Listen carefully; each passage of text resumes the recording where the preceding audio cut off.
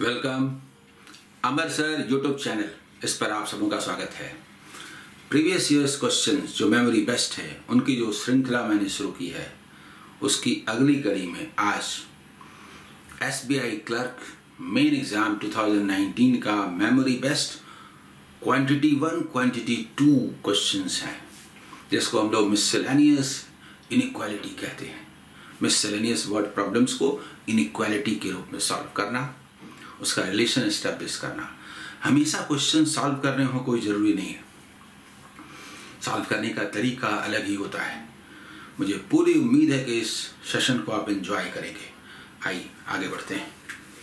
आगे बढ़ने के पहले मैं बार बार ये बात कहता हूं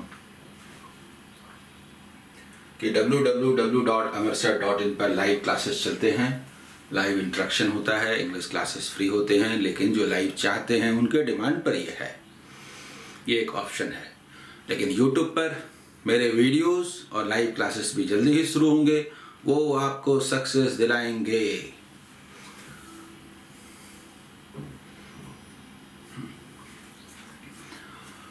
इसमें डायरेक्शंस 5 क्वेश्चंस आए थे, इंग्लिश हिंदी दोनों में है। हिंदी स्टूडेंट्स के डिमांड पर मैं पूरी कोशिश करता हूं ट्रांसलेशन करके उसको करने का।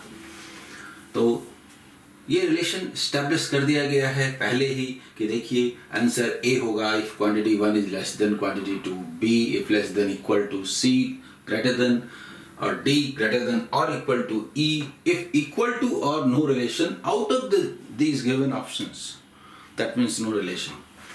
और हिंदी में इसका ये मतलब है। ठीक है, चलिए पहले क्वेश्चन की ओर आगे बढ़ते हैं। देखिए ये है, आप देख रहे हैं क्वेश्चंस हैं इंग्लिश हिंदी में, तो जगह कम हो गई है, पढ़ लेता हूं, हिंदी में भी देख लीजिए, फिर अगले पेज में वहां शुरू करेंगे। ठीक है, इसको आपने देख लिया, स्पेशली हिंदी मीडियम वाले, और यहां से शुरू करेंगे, इसमें स्पेस रहेगा।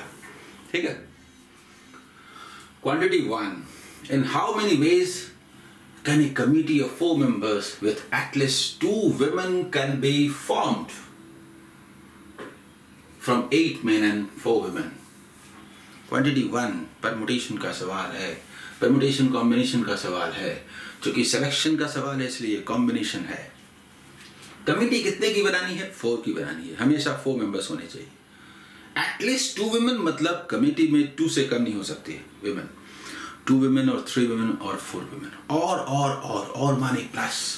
कहने का मतलब ये है कि अगर हम क्वांटिटी 1 की बात करें, क्वांटिटी 1 की बात करें तो टोटल विमेन्स कितने हैं? टोटल विमेन हैं 4।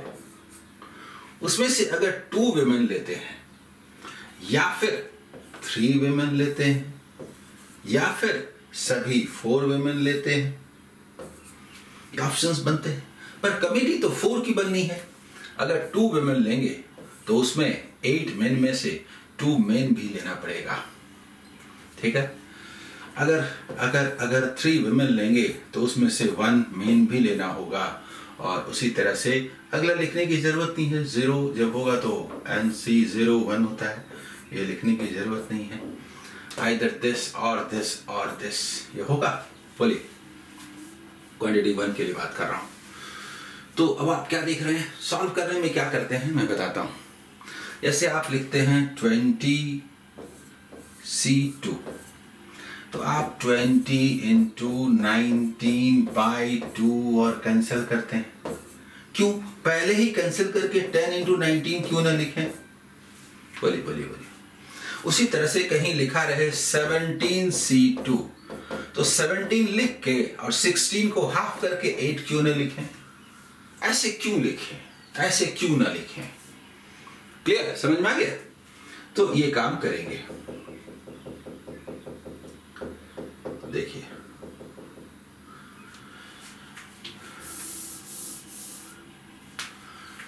अब उसी तरह से ये क्या हुआ, 2 into 3, अभी जो हम लोग बात किए थे 2 into 3 into 8 को बोल दिया 4 into 7, करेंगे ना।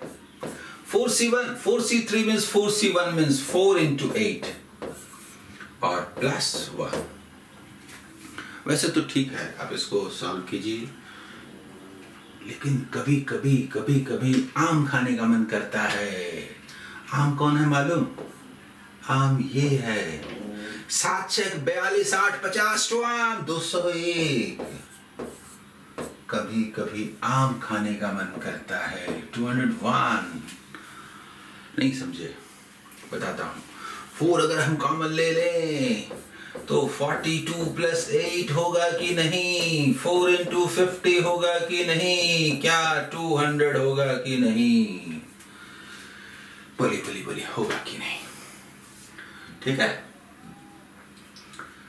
अब आप देखिए, एक मिनट,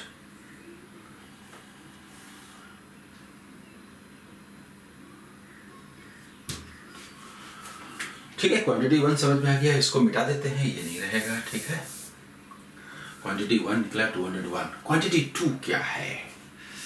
क्वांटिटी 2 क्या है? क्वांटिटी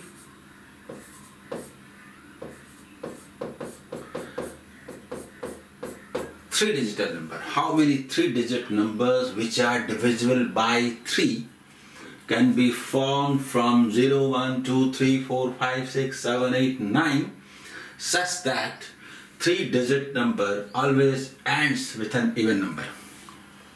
देखिए इसका मतलब क्या है, बताता हूं। मतलब है 3-digit नंबर होंगे तो कुछ ऐसा होगा। डिविजिबल बाय 3 है, इसका मतलब क्या हुआ? Sum should be divisible by 3। और यहां पर इवन नंबर होना चाहिए तो 2, 4, 6, 8 और 0 में से ही कोई होगा। तो हम लोग जानते हैं कैसे करेंगे इसको, बताता हूं। 3 डिजिट का सबसे छोटा नंबर जो स्मॉलेस्ट नंबर है वो क्या है? वो क्या है? वो है 1 पहले लिख दीजिए, फिर 0 लिखिए और 2। इससे स्मॉलर नहीं है। ओके, आप +3 अगर हम करते हैं तभी वो 3 से डिविजिबल होगा। +3 करेंगे तो 105 आएगा, लेकिन ये इवन तो नहीं है। और अगली बार जब +3 करेंगे तो 108 आएगा। यस, ये तो है। फिर अगली बार +3 करेंगे तो 111 होगा, ये तो इवन नहीं है। फिर अगली बार +3 करेंगे तो 1114 आएगा, ये तो है। That means ये सीरीज बनता है, ये सीरीज बनता है। और 3 डिजिट का सबसे बड़ा नंबर कौन है? 999। देखिए बताता हूं, 999, ठीक। लेकिन 3 से डिविजिबल भी है, लेकिन ये इवन नहीं है, तो इससे 1 लेस, यानी 996। बोलिए यह है कि नहीं? यानी कहने का मतलब ये हुआ कि ये एक ऐसा सीरीज बनता है जिसका फर्स्ट टर्म ये है, लास्ट टर्म ये है, कॉमन डिफरेंस इसको हटा देता हूं, ठीक है, इसको हटा देता हूं, और जिसका लास्ट टर्म ये है, तो नंबर ऑफ टर्म्स मालूम हो जाएगा ना। क्योंकि क्या कहता है, ऐसी संख्याएं कितनी बनेगी, ऐसे नंबर्स कितने बनेंगे। तो आप फॉर्मूले का यूज करके भी बना सकते हैं, उसके बगैर भी बना सकते हैं। जैसे आप जानते हैं Tn, ये जानते हैं ना, Tn last number, Tn is equal to A plus n minus 1 into d. तो 996, ठीक है, हमको Tn लास्ट वाला is equal to A plus n minus 1 into 6, difference 6। Solve करेंगे, सॉल्व ऐसे भी कर सकते हैं। 6 है ना, 6 से काटिए 17 टाइम्स, 6 से काटिए 166 होगा। अब 17 को लेस करेंगे तो 149 और 1 ऐड हुआ तो n इज इक्वल टू क्या आया, 150। तो हम लोग क्या देखते हैं, quantity 1 is greater than quantity 2, यह रिलेशन है। क्वांटिटी 1 क्वांटिटी 2 से बड़ा है, दैट मीन्स कि C इज द आंसर। बोलिए क्लियर, ये समझ में आया?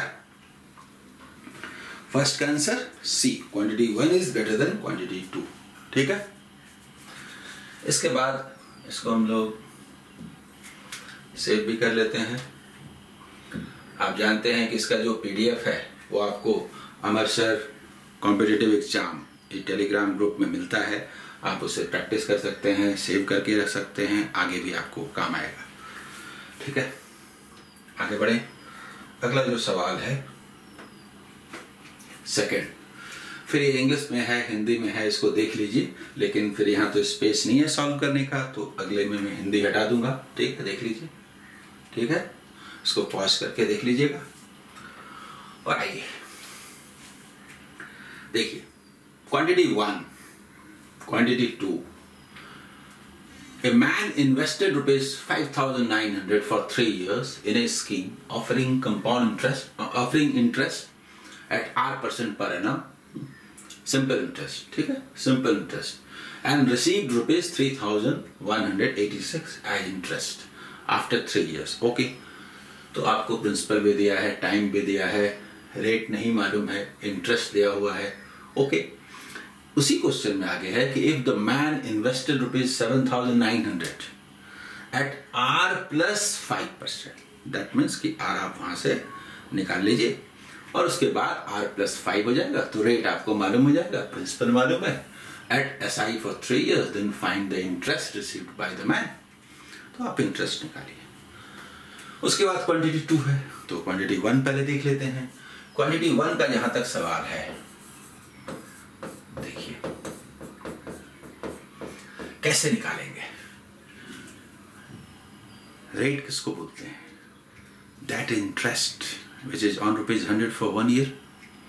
तो बस इंटरेस्ट को उठाते हैं, 1 ईयर में कन्वर्ट करते हैं, परसेंटेज में कन्वर्ट करते हैं, रेट बन जाएगा। सबसे पहली बात है कि इंटरेस्ट मिला क्या है, 3186, और ये 3 इयर्स में मिला है, तो 1 ईयर में क्या मिला? देखिए 10 कितना मिला, ये 1 ईयर में है, और ये कितना परसेंट है, हाउ मच परसेंट ऑफ 5,900। तो आप गौर कीजिए, इधर मैं बात करता हूं कि 5,900, देखिए ये क्या है, ये प्रिंसिपल है, दैट मीन्स 100%। तो 590 ये क्या होगा, 10%। हमको वहां तक जाना है। 59 का मतलब क्या है, 1%। अब रेट है तो सीधा ही होगा, R+5 कहा भी है, तो हमको यहां तक जाना है, तो हम 20% निकालें कि इसका डबल जो होगा 1180, ये 20% होगा। भाई ये तो थोड़ा ज्यादा हो गया ना, इससे कितना ज्यादा हो गया, देखिए तो 38 और 80, तो 118 को क्या बोलेंगे, तो आप देखिए 2% बोलेंगे कि नहीं। दैट मीन्स कि अगर हम इसको लेस कर दिए तो हमें मालूम हो गया कि 1062 का मतलब क्या है, 18% है, दैट इज R%। अब इसका जो सेकंड पार्ट है, इसी क्वांटिटी 1 में कि R+5%, यानी 18 + 5 23%, 23% के रेट से 3 इयर्स में, तो क्या होगा, 23 3 बोलेंगे, 69% इंटरेस्ट मिलेगा। बोलिए, तो 69% हमें लेना है किसका, समझ में आ रहा है ना। R+3 का मतलब क्या है, R+3 का मतलब क्या है, 18 + 5 23%, और टाइम है आपका 3 इयर्स, तो इंटरेस्ट क्या होगा, 69% होगा ना। तो 69% ऑफ 7,900, तो आप इसको क्या बोलेंगे, 69 × 79। इसको सॉल्व करेंगे, कर लेंगे, ठीक है। हो सकता है सॉल्व करने की जरूरत ना पड़े, कंपेयर करना है, हो सकता है पता चल जाए कि कौन मोर है कौन लेस है, तो इसलिए रुकते हैं। जरूरत होगी तो करेंगे मल्टीप्लाई करने का तरीका है, लेकिन अभी अवॉइड करते हैं। क्वांटिटी 1 का वैल्यू निकल गया, ठीक है। अब चलिए क्वांटिटी 2 में, एक मिनट, क्वांटिटी 2 में a man invested ₹X at 13% per annum at CI for 2 years, and interest received by him after 2 years is ₹2,325.96. Find X. थोड़ा सोचिए, 13% के रेट से होगा तो 13 और 1.69 27.69%। 27 बताता हूं, देखिए ऐसे क्या होता है, बताता हूं क्या होता है। अगर आप 100 मानते हैं तो 2 इयर्स में 13 और 30% ऑफ 13 1.69, यानी जो कंपाउंड इंटरेस्ट होता है वो 27.69% होगा। और वो दिया हुआ है कितना, दैट इज ₹2325.96। अब आप सोचेंगे क्या करें, प्रिंसिपल निकालना है, एक्स प्रिंसिपल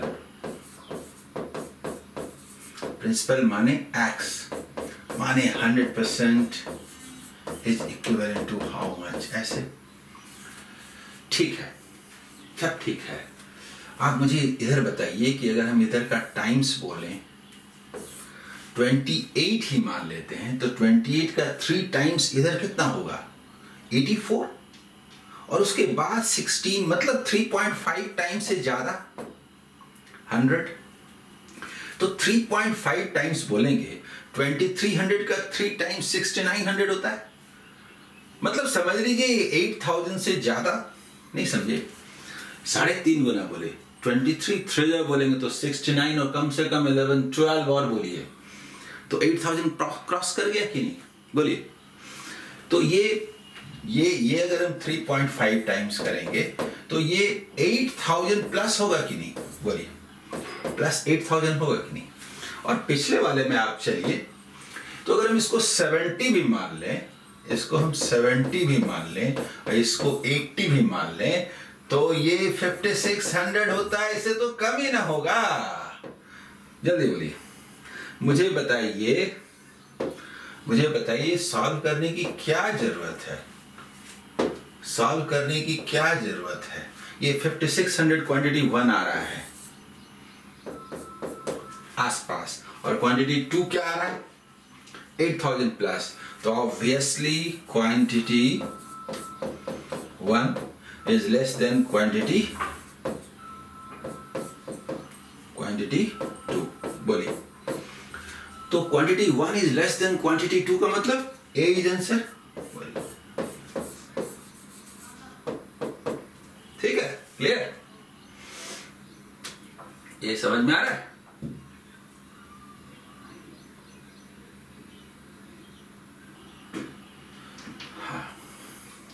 इसके बाद आगे बढ़ते हैं, ये हमारा सेकंड क्वेश्चन था, थर्ड क्वेश्चन की ओर आइए। थर्ड जो क्वेश्चन है देख लीजिए, पहले इंग्लिश हिंदी दोनों में है लेकिन स्पेस नहीं है, तो मैं आगे हिंदी हटा देता हूं, ठीक है। और आइए, प्रॉफिट एंड लॉस का क्वेश्चन है, शानदार है, क्वांटिटी 1, एसबीआई क्लर्क मेन का क्वेश्चन है, तो उसमें कुछ तो डिमांड होगा, लेकिन परेशान करने के लिए नहीं होता है, जज करने के लिए होता है। Ratio of CP to MP, mark price of an article is 19:30, okay. Shopkeeper allowed 24% discount and earn 20% profit on selling price on selling the article.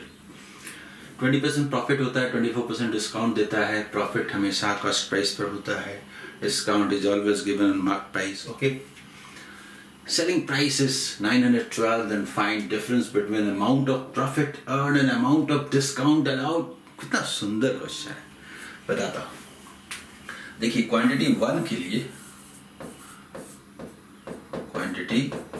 लिए अगर हम बात करें कि ये कॉस्ट प्राइस है, ठीक है, तो ऊपर लिखते हैं, रुकिए। अगर हम बात करें सीपी कॉस्ट प्राइस और इधर हम बात करें मार्क प्राइस, तो आप गौर कीजिए दोनों का रेशियो दिया हुआ है 19:30। हम लोग क्या करते हैं, जो कि परसेंटेज निकालना है तो 1900 बोल देते हैं और इसको 3000 बोल देते हैं, इससे परसेंटेज निकालने में डेसिमल अवॉइड होगा। अच्छा, डिस्काउंट यहां पर दिया जाता है और सेल होता है, दिस इज सेलिंग प्राइस, और ऐसा करने से प्रॉफिट भी होता है। डिस्काउंट दिया जाता है कितने का? 24% का। 24% का माने क्या हुआ? 720, यानी कि 2280 पर ये सेल होता है। और ये करने की जरूरत नहीं है, ये अपने आप होगा कि जब 20% का प्रॉफिट होता है तो आप देखिए 20% प्रॉफिट तो है भी 380, सोचने की जरूरत नहीं है। ओके, सेलिंग प्राइस दिया हुआ है 912, एक्चुअल वैल्यू इसका 912 है। ठीक है, हमें निकालना क्या? Difference between amount of profit and amount of discount, यानी ये और ये, इसका डिफरेंस निकालना है। तो डिफरेंस जो है किसमें? प्रॉफिट एंड डिस्काउंट, ऐसे शॉर्ट में। तो इन दोनों का डिफरेंस कितना है? 400 पर खड़े हुए 340 is equivalent to what? This is equivalent to ₹912। अब ये तो डिविजिबल होना है, चाहे आप यहां पर कर लें या दूसरे तरह से कर लें। बताता हूं आप कैसे कर सकते हैं। मान लीजिए आप अगर करते हैं तो ₹912, वहां शायद दिक्कत हो इसलिए मैं ऐसे कर देता हूं 340/2280, ये होगा ना। इसको ये वैल्यू है तो ये वैल्यू क्या होगा? ठीक है, अब देखिए क्या कर सकते हैं। सोचिए, मान लीजिए हम लोग इसको 0 को हटा दें और सोचिए 4 से डिवाइड करें। कभी कभी डेटा बड़ा अच्छा रहता है। 28 का डबल, 56 का double, 112, yes, this is 4 times. 34 का डबल, 60, देखिए 34 4 टाइम्स कटा ना इससे। 34 का डबल, अरे छोड़िए ना, 120 और 16 बोलते हैं ना 136 रुपीज, 136। This is quantity 1। बोलिए,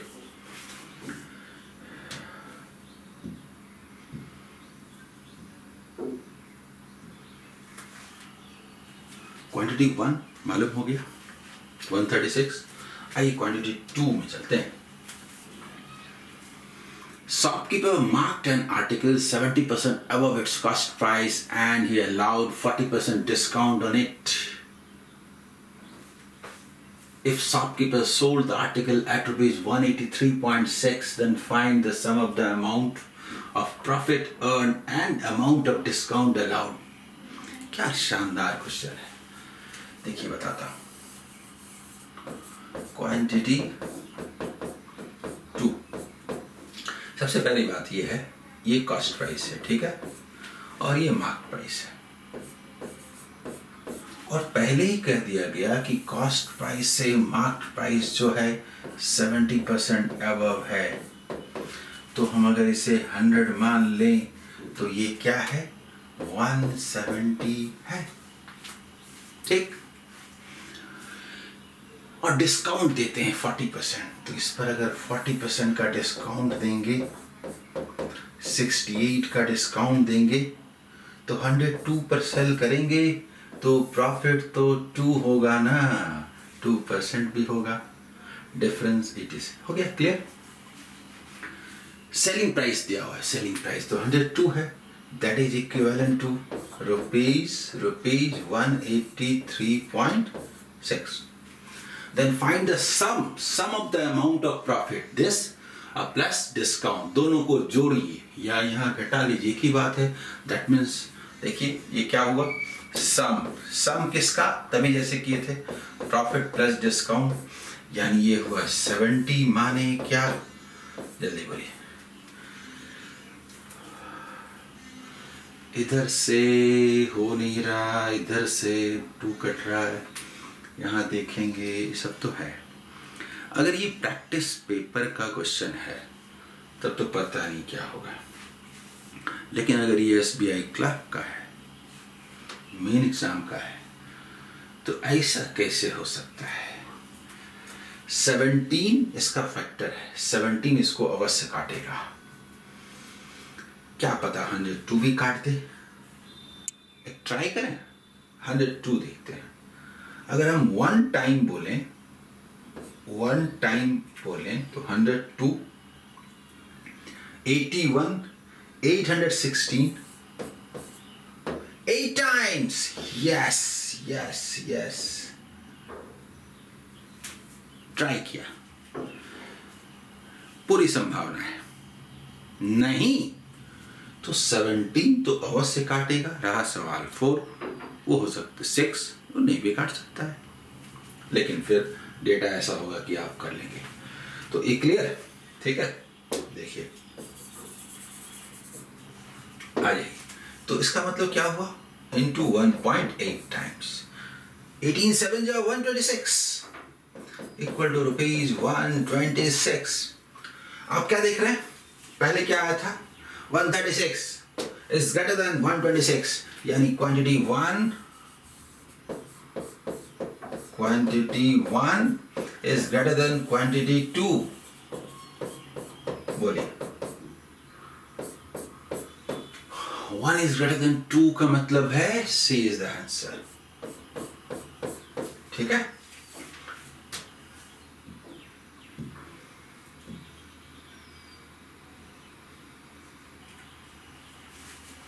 कितना शानदार क्वेश्चन था, बताइए। आइए आगे बढ़ते हैं। हाँ, नेक्स्ट 4th नंबर क्वेश्चन। ये क्वेश्चन है, फिर इंग्लिश हिंदी पढ़ लीजिए, देख लीजिए, बोर्ड एंड स्ट्रीम का है, और फिर स्पेस तो यहाँ रहता नहीं है, देख चुके ना। तो हम लोग आगे बढ़ते हैं, यहाँ सॉल्व करते हैं, ठीक है। A boat can cover a distance of 480 km each in downstream and in upstream. समझ लीजिए 480 किलोमीटर जाना आना,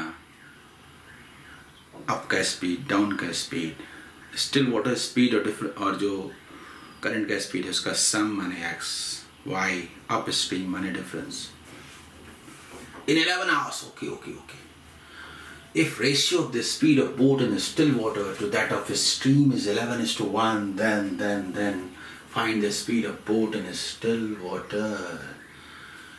ये पूछा है, देखिए हम लोग क्या करते हैं, क्वांटिटी 1 बेस्ट ये रहेगा कि स्टिल वाटर स्पीड यानी कि u is to v दिया हुआ है 11:1, चूंकि हमें u निकालना है इसलिए हमें u चाहिए, नहीं चाहिए होता तो only down stream up stream होता तो हम लोग तुरंत रिलेशन कर लेते, लेकिन हम ये चाहते हैं। समझ लीजिए कि 11x है, ये 1x है, x मतलब स्मॉलर, मैं ऐसे कर देता हूं, x असल में वहां यूज होता है। ये देखिए x जो है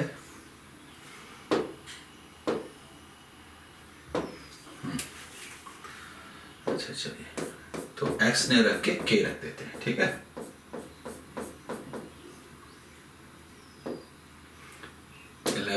k रख देते हैं, 1 k रख देते हैं, तो x यानी डाउन स्ट्रीम और अप स्ट्रीम, ये जो आएगा ये अपने आप 12k और 10k आ जाएगा। अब 480 किलोमीटर जाने में, 480 किलोमीटर आने में, डाउन में 12k के रेट से, अप में 10k के रेट से, टोटल टाइम 11 आवर्स लगते हैं। तो डायरेक्ट हम लोग कर देते हैं ना, 12 से 40 टाइम, देखिए 88, तो k इज इक्वल टू 88 आया तो 8 आ जाएगा, 11 से कट जाएगा 8, तो जो चाहे वो निकाल दें। क्या पूछा गया, u पूछा गया, तो u क्या है 11 into 8 यानी कि 88 किलोमीटर पर आवर, ये क्वांटिटी 1 हुआ, यही था, ठीक है। क्वांटिटी 2 देखते हैं। A boat can cover a distance of 350 km in downstream in 3.5 hours and मन नहीं कर रहा पढ़ने का, क्यों? क्यों? अरे जो डेटा मिल गया है वो तो ले लें, फिर दोबारा आना पड़ेगा। अच्छा है दिया हुआ है 3.5 आवर्स में 350 100 टाइम्स है, या 707 आवर्स, तो पहले ही लिख देते हैं कि x is equal to 100 kilometre per hour. ये लेके चलते हैं। And he can cover a distance of 380 kilometre in upstream in 5 hours. 5 hours में 380 तो 10 आवर्स में 760 तो 76 kilometre per hour. y is equal to 76 kilometre per hour. नहीं समझे? जैसे 380 इन 5 आवर्स, 5 आवर्स डबल कर देते हैं 760 इन 10 आवर्स इन 1 आवर। हमें XY तो भाई तुरंत मालूम हो गया। Find the speed of boat in still water. जानते हैं दोनों के बीच के डिस्टेंस को ही तो U कहते हैं ना। बीच में कौन होगा? 24 का मतलब 88। This is U। और ये जो गैप होता है ना, that is V। That is V 12 so that कि ये X, सो दैट कि ये Y, ये 76। समझ में आया? तो U इज इक्वल टू क्या आया? 88 किलोमीटर पर आवर। क्वांटिटी 1 भी तो ऐसे ही था ना, 88। इसका मतलब quantity 1 is equal to quantity 2। यानी कि ई आंसर। ई में दोनों ही चीजें हैं, नो रिलेशन इक्वल, लेकिन हमारा हुआ इक्वल वाला। ठीक है, ई। तो 5th नंबर क्वेश्चन देखिए, इंग्लिश में, हिंदी में। हिंदी के स्टूडेंट्स हिंदी वाला पार्ट पढ़ लें, ठीक है, फिर इसको हटा देंगे। आई अब हम लोग इस पर बात करते हैं, ठीक है। बीज प्रेजेंटेज क्वांटिटी 1 में, ठीक है, क्वांटिटी 1 में बात करते हैं। B's percentage is 60% more than A's percentage। Okay कहने का मतलब अगर ये A है, ये B है, तो 60% मोर है। इसका मतलब ये है कि ये 100 है तो इसका मतलब 160 है। सिंपल रेशियो कर देते हैं। ये 5 है तो ये 8 है, ठीक है। A और B के इसका ratio percentage. And B and C का 5:2 है, तो B एंड C का ये 5:2 है। तो इक्वल कर देते हैं, इसको 5 से कर देते हैं और इसको 8 से कर देते हैं, तो ये एक स्केल पर आ जाएगा, ठीक है। अब D is 8 years younger than B। D का नाम तो आया नहीं, and D's percentage is twice than that of C। तो D का जो एज है इसका डबल है, 16 है तो वो 32। यानी कहने का मतलब एक स्केल पर ये आ गया। इनके एज का जो रेशियो है ये 25:40 16 और 32। ये रेशियो है, एजेस नहीं है, रेशियो है। फाइन। अच्छा दिया हुआ क्या एक्चुअल वैल्यू के लिए कि डी जो है 8 years यंगर है बी से, यानी बी में अगर हम डी लेस करें तो बी में अगर हम डी लेस करें तो 8 आता है, और ये सचमुच 8 years है। वो कुछ और भी हो सकता था, यानी सचमुच 25 years। देखिए 25 years, 40 years, 16 years, 32 years। Actual में पूछा क्या है? एवरेज। एवरेज कैसे निकालें? वैसे तो डेटा इजी है, आप ऐड भी कर सकते हैं। मान लीजिए जैसे हम लोग बोले ये 65, तो डेटा को हम कलेक्ट करते हैं। 65 आया ना, तो 60 और 40 100 बोल के, और ये 8 और 5 13 बोल देते हैं। जल्दी बोलिए, 13 बोल देते हैं। नहीं समझे? 65 आया था ना, ये वाला 65, तो ये 30, 10, 40 और 60 को 100 बोल देते हैं, 5 बचा, और ये 8 और 5 13 बोल देते हैं। यानी ये जो 113 डिवाइडेड बाय 4, नहीं समझे, 100 का तो आप जानते ही क्या होता है 25, और इसका हाफ का हाफ क्या होगा 3.25, 28.25। एक क्वांटिटी 1 का वैल्यू हुआ, ठीक है, क्वांटिटी 1 का वैल्यू हुआ 28.25 ईयर्स, ये एवरेज हुआ, ठीक है।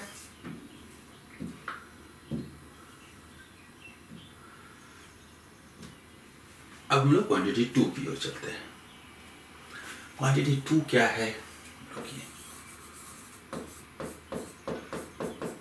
Quantity 2, present age of R is equal to the average of present ages of P and Q। यहाँ थोड़ा सा ढंग से सोचना है, उसका एवरेज है। देखिए ये P है, ये Q है, और R जो है इसका एवरेज है।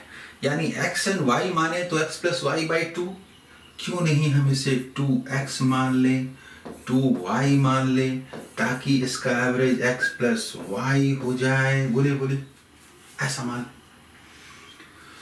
अच्छा, उसके बाद है 4 years hence, ठीक है, the age of P will be twice the age of Q। तो आगे बढ़ने के पहले इसको देख ही लेते हैं ना, यहां से रिलेशनशिप मालूम हो जाएगा। नहीं समझे? 4 years के बाद देखिए 2x प्लस 4, ये P का जो एज होगा वो डबल होगा उस समय जो Q का एज है उसका।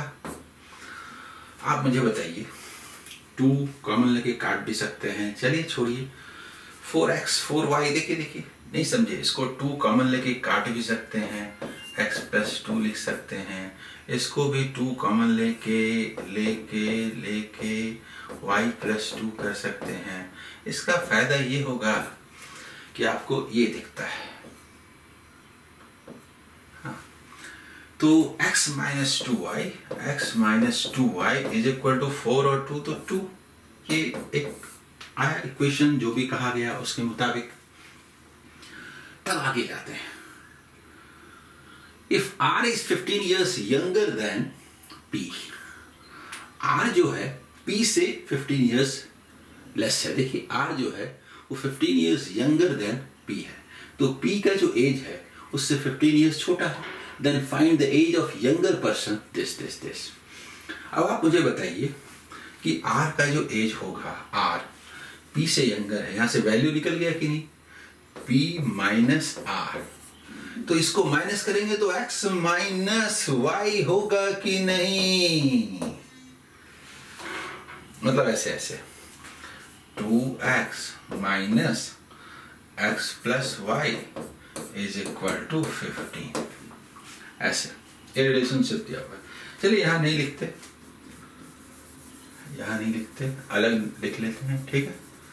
इसका मतलब क्या निकला कि x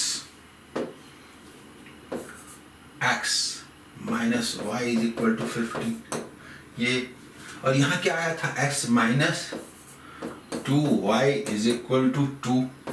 अगर हम लेस कर दें तो y इज इक्वल टू 13 हुआ कि नहीं, और उसके कारण x का वैल्यू देखिए 13 है तो 26, 28 हुआ कि नहीं।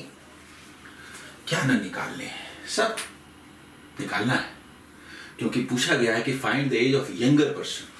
तो ये जो p का एज होगा वो 2x, यानी कि x 28 है तो 56 ईयर्स होगा, q का जो एज होगा y का डबल 26 ईयर्स होगा, और r का जो एज होगा वो दोनों का सम 41 होगा। बोलिए अब इसमें से यंगर कौन है, ये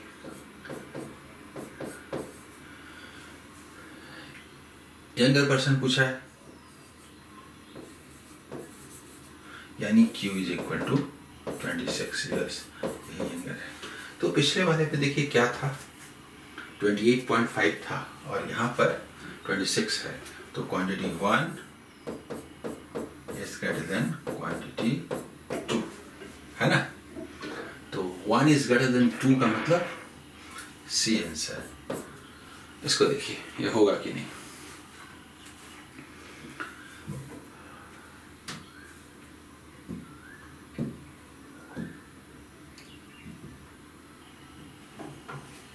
ठीक है, कैसा लगा ये सेशन ये बताइए, मजा आया कि नहीं। मैं लगातार जो प्रीवियस ईयर्स के क्वेश्चंस हैं उनको सॉल्व करने जा रहा हूँ, एंजॉय कीजिए। ये जो सीरीज है ये आपको सक्सेस दिलाएगा, एकदम श्योर सक्सेस। मैं बार बार फिर कहता हूँ, अब क्लासेस तो हर तरह के चलते हैं, मैं अनअकैडमी पर भी लेता हूँ, फ्री भी लेता हूँ, पेड भी लेता हूँ, वेबसाइट में भी लेता हूँ, अलग अलग जिनका जो डिमांड है उसके मुताबिक लेता हूँ।